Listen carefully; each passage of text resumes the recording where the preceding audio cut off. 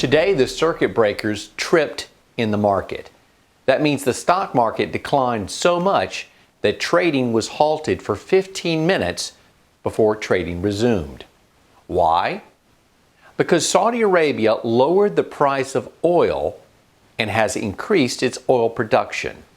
This was a complete surprise because only last week, OPEC, which Saudi Arabia is a member, had wanted to cut production.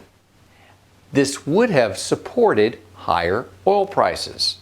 But by increasing production, Saudi Arabia, which is a significant oil supplier, seems intent upon hurting oil-producing companies that have more expensive overhead. American frackers, in particular, will be hurt because many will be forced to cease operations. Some middle and large oil companies may have to close wells. The same will be true about their dividends. For example, Saudi Arabia's Aramco currently pays 4.2%. ExxonMobil pays 7.9%. BP is at 9.5%. And Occidental pays a whopping 18% dividends to its shareholders.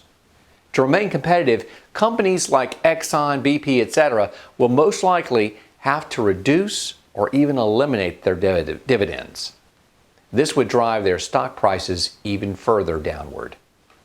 For many Americans who work in unrelated industries, cheaper oil at the pump will be a good thing because they will have more money for discretionary spending. Additionally, companies like airlines, cruise ships, and even Amazon, which had budgeted higher for fuel costs, suddenly may see increased profits. Also weighing in on the market is the coronavirus outbreak. There have been increased cases, but the progression of the virus has slowed. Also, the number of people dying from it has come down. Governments around the world are working together to prevent its spread and fund medical treatments. As one microbiologist recently said, the 1918 flu pandemic caused more than 25 million deaths in less than 25 weeks. Could something similar happen now? Probably not. We have never been better prepared to fight a pandemic, end quote. This chart lists every pandemic going back to the HIV outbreak during the 1980s. It also lists what happened to the stock market.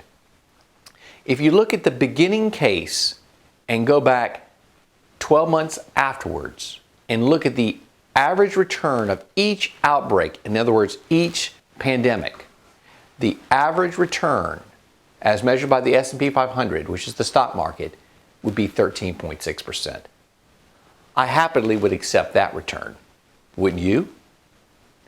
In March 2009, the stock market was at its lowest point following the mortgage crisis. It has rallied significantly since then. I think we will look back and recognize March of 2020 as a low point for the market. This is not the time to panic, but a time to review what's in your portfolio and whether it is positioned to rally when the market sentiments improve. For concerned investors and for specific concerns, give us a call at Armada Advisors where we are charting a better course.